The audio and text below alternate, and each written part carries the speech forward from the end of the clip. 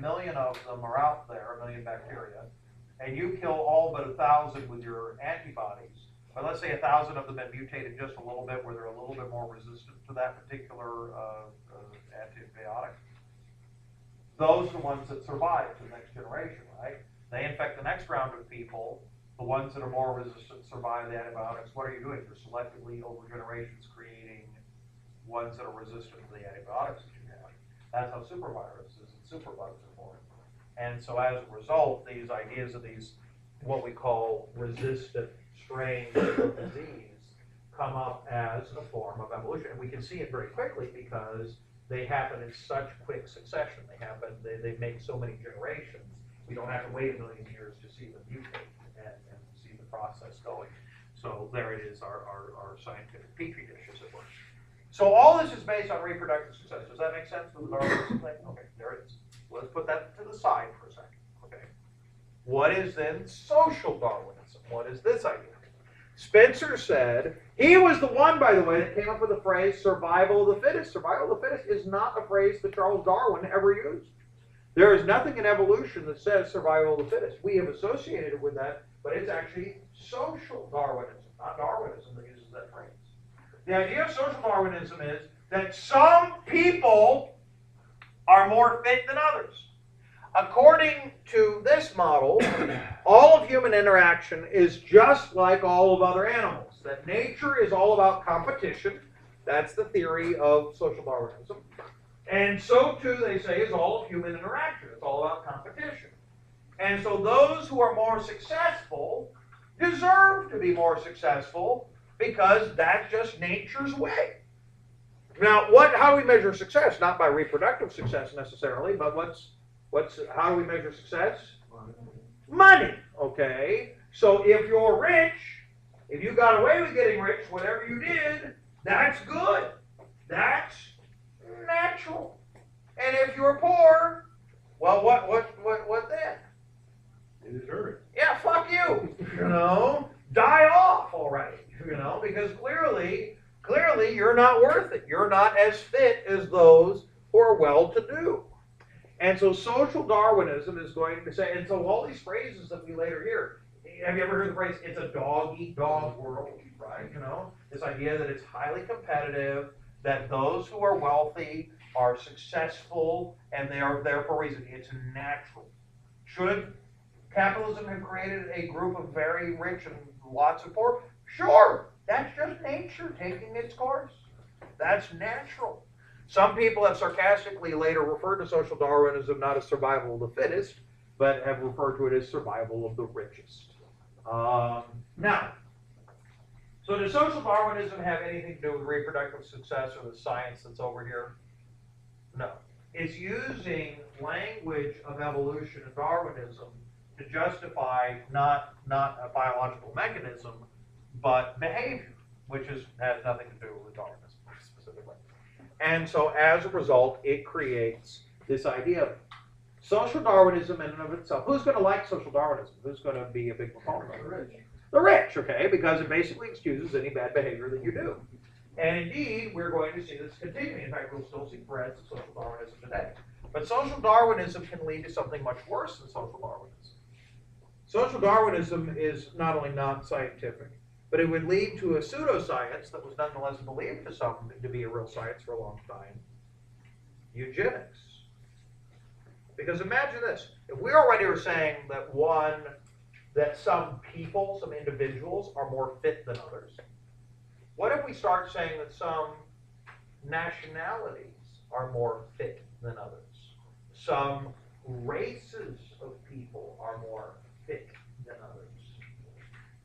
That's when you get to eugenics, the idea of selective breeding, the idea of we should eliminate from the population the weak and the infirm and only breed out the best, which is why that we're going to see laws starting in the 19th century and the early 20th century to do things like to imprison the blind or the deaf or what's considered to be the mentally deficient. And in fact, by the 20th century, we're going to start passing laws where we can forcibly sterilize these undesirables because we don't want them breeding in our population because they certainly would just lead to more malcontents. So yes. Can you Not really, because, although I mean because euthanasia usually is based out of the idea of ending long-term suffering, whereas in this was more about sterilization of stopping people from breeding, and usually euthanasia is in the life. Now it depends. If you want to say the Nazis believed in euthanasia, I don't think we would call the Nazi programs euthanasia. I don't think that would be. I think that most people who study the Holocaust, if you said, "Oh, the Holocaust is euthanasia," they would probably disagree with that assessment. But nonetheless, the idea of but the whole Nazi idea that the whole master plan is a eugenics idea. Okay, and by the way, this forced sterilization stuff, only the state of Virginia has apologized for forcibly sterilizing people. And of course, this is almost always women who were found to be infirm and otherwise alive. And some people were just thrown into madhouses because it was a way for, like, particularly if women got out of line, they could be thrown into madhouses for being insane, and that would actually allow their kids to take over their money and stuff, which was weird. But it happened. Huh? Oh my God. Okay. Well, and it did. I mean, it's because there was one of the most famous cases, and it didn't involve a madhouse, but it's very similar. There's a woman by the name of Anne Royale, who was in the early 1800s. Her husband died and left her in a tremendous amount of money. She became one of the first big female journalists in the United States.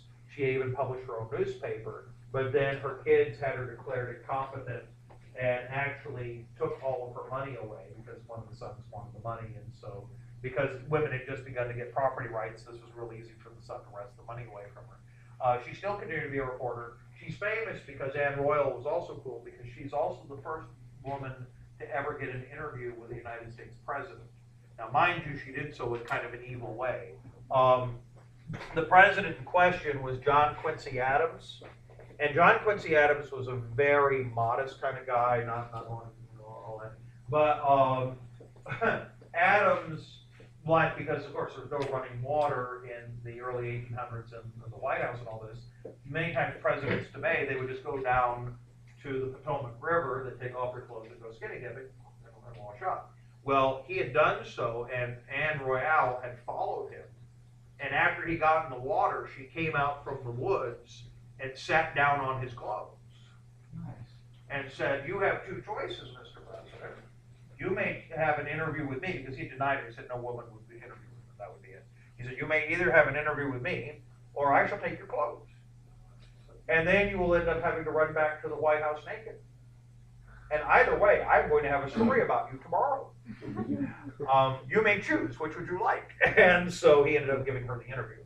And so it's a very infamous but marvelous moment there. But anyway, so eugenics, keep your eye on, but we're going to see this, and we're also going to see how this applies to foreign policy, and there, because of course when we start talking, some nations are more advanced than others. How can you tell if a nation is more evolutionarily advanced than others?